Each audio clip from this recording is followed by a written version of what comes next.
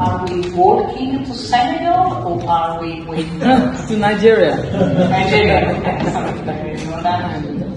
Bit too short of my part, just to give the names, but not their functions. So at my left here, I have Ms. Awasar, which is the laser president, the coordinator of the International Road Crash Victim Africa Conference. Well, I hope that you got this, but I leave you to explain a bit more yourself later on. And then we have Ms. Mensem, who is the Honorable President of the Court of Appeal of Abuja, and also the founder of KRSD, which is the Road Crash Victim Organization. So, without much further ado, sorry for the slight delay, but now we're ready to start, so please go ahead. I think, Ms. Awasar, you start. Okay, go ahead. Yeah. Okay, and thank you for the invitation. And we are also part of the UNRC, United Nations Road Safety Collaboration. It's a long time. So I want to talk here about the International Road Crash Victim Conference, Africa Conference, that is going to be organized by KRSD, founder and Federal Road Safety Corps, Nigeria, in next November, 16th to 18th in Africa. So why is this conference? You know, all of you, the figures of road crashes all over the world, and Africa is meeting as a low and middle income countries continent the worst figures. So you see, when you have 48% of the road infrastructure, you have 90% of loss in road crashes, and you have a growing motorization, and Nigeria is facing one of the worst in the world, and one of the worst in Africa. Things need to be fixed up, and road crash victims need really their voices to be raised. And as you have here in Europe and in other continents, there's an urgent need for support for road crash victims in Africa, because this is not done and they are not taken into account, and our young people are dying on our roads. So we are partnering. I'm from Lazare International from Senegal, and partnering with KRSD. They told me to give a hand on coordinating this big Africa conference for road crash victims. Partnerships is key for road safety. So the key themes of this conference will be the bridging the data gap that is existing in Africa, the civil society collaboration with governments, legal and emergency systems that are necessary, and the active transport promotion. So why we're here to call for global partners, we are calling you to be part of the change. We want you to be part of the change because we can do great things together, and we are inviting you as WP1 and global stakeholders to be there with us. Solidarity and knowledge exchanges, and we are here to advocate for fair, safe transport. The event details that I just gave was, it will happen in Abuja. The speakers and panelists will be at the Continental Hotel. There will be in-person conference, but as well we'll have a remote one. The registration will be open at the latest day of October. There will be English and French interpretation, and we are expecting 500 participants. So, saying you thank you, jërëjëf from Wolof in my country, grazie mille, for Luciana, and to call you, so let's stand together for road victims and to build safer roads for everyone.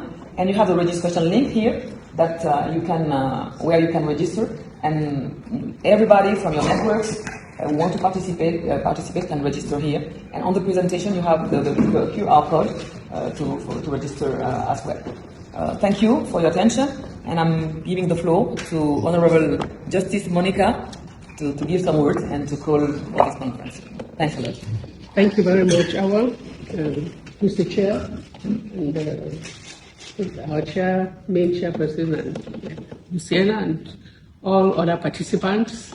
We feel very honored to be here with you and to share our thoughts with you, and to invite you to please come and join us in Nigeria. I'll give you a brief history.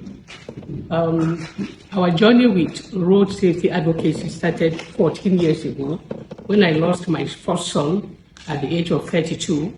He was knocked down and left to bleed to death on the road. And he was a lawyer, and I thought that should not be the end. So I took up road advocacy, and that has brought us this far. We've attended several international conferences, but each time I went for this conference, I felt victims were not really being properly addressed. And I thought maybe as a victim, if we convene a conference specifically for victims, it could make a difference. That's why Abuja is coming in November, and we have come here to appeal, to invite you, as many as possible, to come. You are safe, we shall welcome you, and we will talk together and find ways.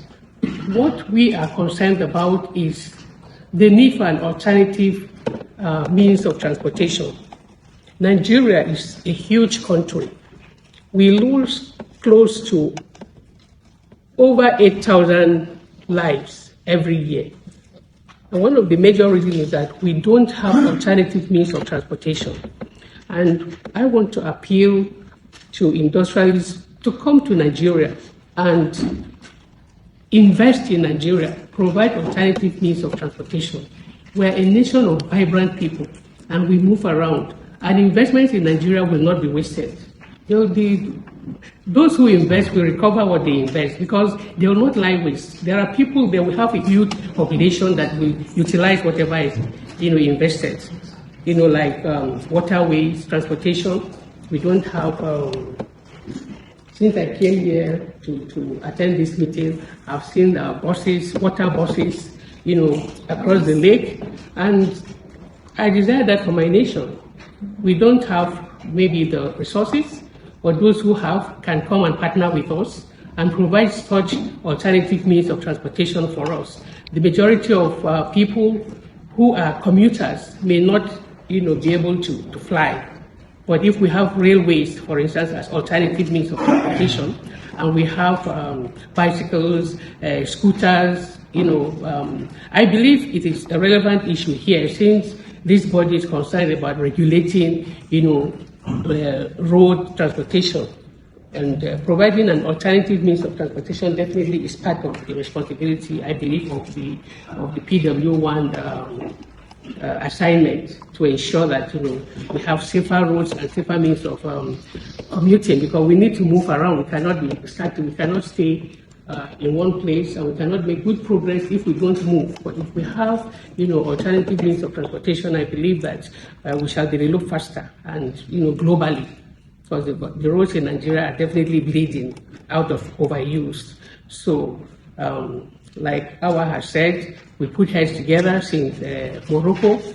Since Morocco is part of Africa, I felt like Morocco should move to Nigeria, and fortunately, we were able to convince the government agency in charge of road safety to partner with us, and they're totally committed to ensure that this conference holds so that we can tell our story. The victims particularly can be heard, because we're always, at the edge. Each time we go for international conference, the victims are always at the edge. So now the victims have a chance to speak out and to find solutions. And Luciana and Madam Chairman and Mr. Chairman and all participants, I thank you very much for this privilege, and please, I appeal to you, come and join us and talk to your industrialists, your captains of industries, to come and invest in Nigeria. You will recover your investment, I assure you, because we have the population that will, provide, the use of these things. Thank you so much. I wish us all the best at this celebration, and I hope that we will make the world a better place by our commitment and our efforts to make transportation healthier and safer for all of us. The youth are actually the bulk of the victims. Like I said, my son died at 32. He was just about to start his life. We have so many of them still there suffering these facts. And then there are young people too who are victims because they've lost loved ones in road crashes, needless road crashes. So let's, please look for alternative to road transportation. Thank you very much.